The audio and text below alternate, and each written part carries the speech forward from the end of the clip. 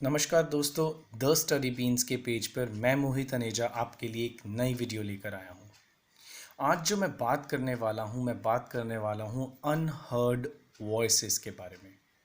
ये unheard voices हैं क्या? हम सोचते भी हैं इनके बारे में, इनको देखते भी हैं, हमारे आसपास ही तो हैं। पर कई बार कमी जो रह जाती है शायद महसूस करने में। आप सोच रहे होंगे कि कहीं मैं शायद भूत प्रेत या आत्माओं की बात तो नहीं कर रहा हूँ। बिल्कुल भी नहीं। हम बात कर रहे हैं अनहर्ड वॉइसेस जो कि बहुत एंशियस हैं, बहुत टेंशन भरी हैं, जो शायद कभी हमारे जैसी ही थी, कभी बहुत खुश थी, जो अक्सर बात करती थी।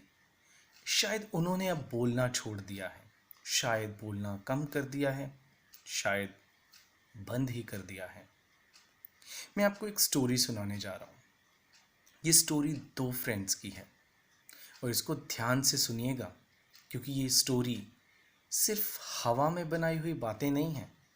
ये एक सच्ची स्टोरी है। ये स्टोरी ए और बी के बीच है। ए और बी दो बहुत ही अच्छे दोस्त थे। कुछ टाइम पड़ा, कुछ अपने कामों में उलझ गए, अपनी नौकरी, काम काज, सब उसी परिवार उसमें उलझ गए।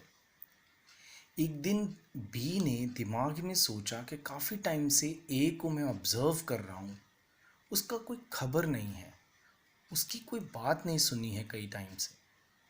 क्यों ना उसे फ़ोन किया जाए। बी ने ए को फ़ोन किया, पूछा तुम कैसे हो और कहाँ हो।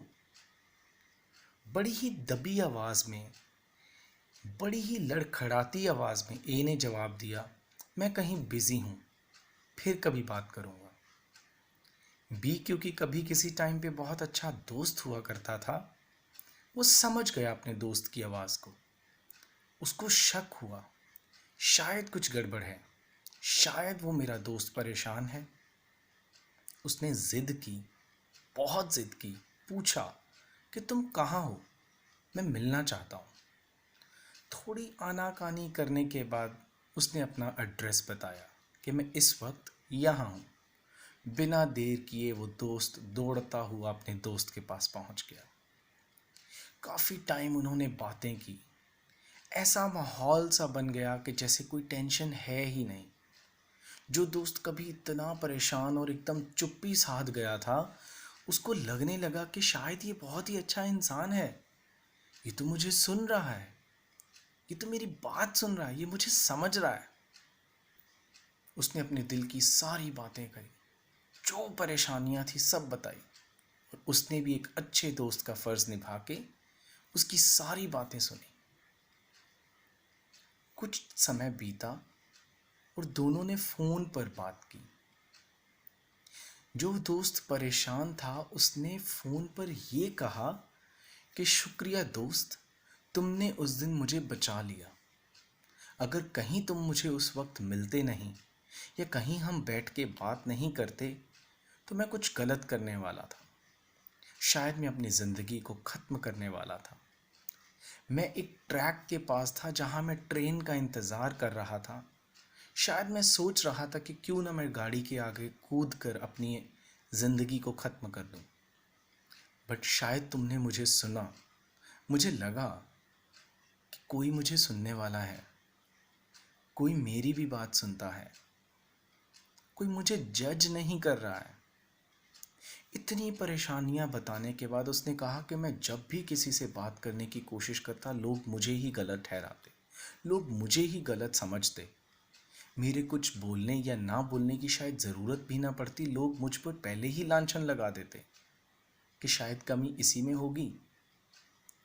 वो चीज़ देखते देखते मैंने किसी से कहना ही बंद कर दिया, कुछ बोलना ही बंद कर दिया।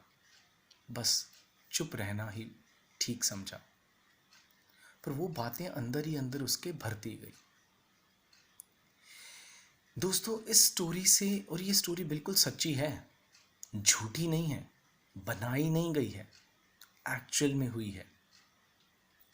दोस्तों, इस स्टोरी से हमें सीख क्या मिली? ऐसे दोस्त कहाँ मिलेंगे? कैसे हैं ये लोग जो परेशान हैं, जो चुप हैं, बस हमें करना क्या है, थोड़ा सा ऑब्जर्व करना है, आस पास देखना है। जो लोग अक्सर घुलते मिलते थे वो चुप क्यों हो गए हैं, वो शांत क्यों हो गए हैं, वो क्यों नहीं किसी से मिलना चाहते, क्यों उन्होंने अपनी ज़िंदगी को अपने ही घर, अपने ही एक कमरे में कैद कर लिया है।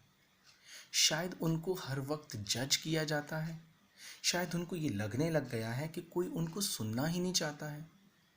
हमें करना क्या है, बस उनको समझना ही तो है, उनको सुनना ही तो है, उनकी साइलेंस को समझना है, जज नहीं करना है। ये लोग इंट्रोवर्ट नहीं है, ये मत कहिए कि कुछ लोग इंट्रोवर्ट होते हैं। इंट्रोवर्ट होना एक अलग बात है। अगर कोई इंसान अपने आप को एकांत में रखना शुरू कर दे, अपने आप को दूसरों से काटना शुरू कर दे, अपने आप को चुप रहना, चुप रखने में बिलीव करने लगे, समझ लो कहीं ना कहीं शुरुआत हो गई है उस ऐसे अंधेरे की, जो अंधेरा उसको शायद कुछ टाइम बाद निगल लेगा। तो एक अच्छे इंसान का फ़र्ज़ निभाइए, एक अच्छे दोस्त का फ़र्ज़ निभाइए।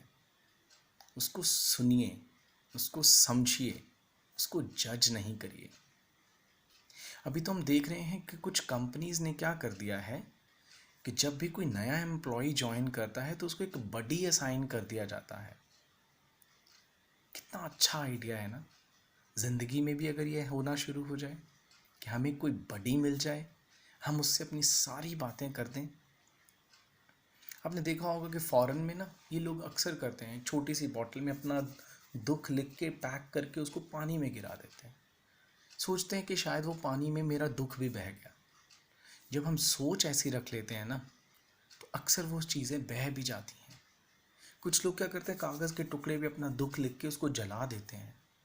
आप हंस रहे होंगे कि क्या ऐसे भी कभी दुख जलते हैं। यकीन मानिए, जब आप ऐसा सोच के करेंगे, जल जाते हैं।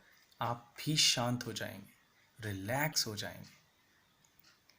और कुछ स्कूल्स ने तो एक बड़ी बेंच लगा दिए हैं, एक बेंच जहाँ पे जो बच्चा बैठा अकेला आपको दिखेगा, कोई ना कोई जाके उसको कंपनी देगा, उसका बडी बनेगा। कितने अच्छे आइडियाज़ हैं। बस करना क्या है, लाइफ में ऐसे लोग देखने हैं, ढूंढने हैं और उनको सुनना है, समझना है, अपनाना है, एक्सेप्ट करना है।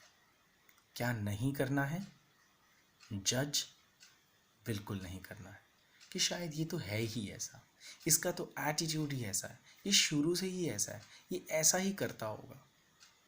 हम कौन है ऐसी धारणाएं बनाने वाले? हमें क्यों किसी के बारे में ऐसा सोचना है? क्यों नहीं किसी के पास बैठ के हकीकत जाननी है? थोड़ा सा इसके बारे में सोचिए। आप सोच रहे होंगे कि मुझे क्या पड़ी है किसी के बारे में, किसी की लाइफ में घुसने की। आप ये सोचिए कि वो दोस्त कभी शायद आप भी हो सकते हैं ज़िंदगी में। कैसी लगेगी ज़िंदगी जब आपके पास कोई दोस्त नहीं होगा, कोई सुनने वाला नहीं होगा, लेकिन आप बताना चाहते हैं, जताना चाहते हैं, किसी को कुछ इजहार करना चाहते हैं। जितना बुरा आज आप उस चीज़ को सोच सकते हैं, अगर आप उस दोस्त के शूज़ में अपना पैर डाल के देखिए, सोचिए उसकी जगह पे अगर आप होते, आपको कोई सुनने वाला नहीं होता, कैसा फील करते। बस उसी चीज़ को सोचना है और एक प्लेज लेना है, कसम खानी है कि मैं अपने दोस्त को, अपने रिश्तेदारों को, अपने जानकारों को, सबको ये कहने वाला हूँ कि मैं सिर्फ आपसे एक कॉल दूर हूँ।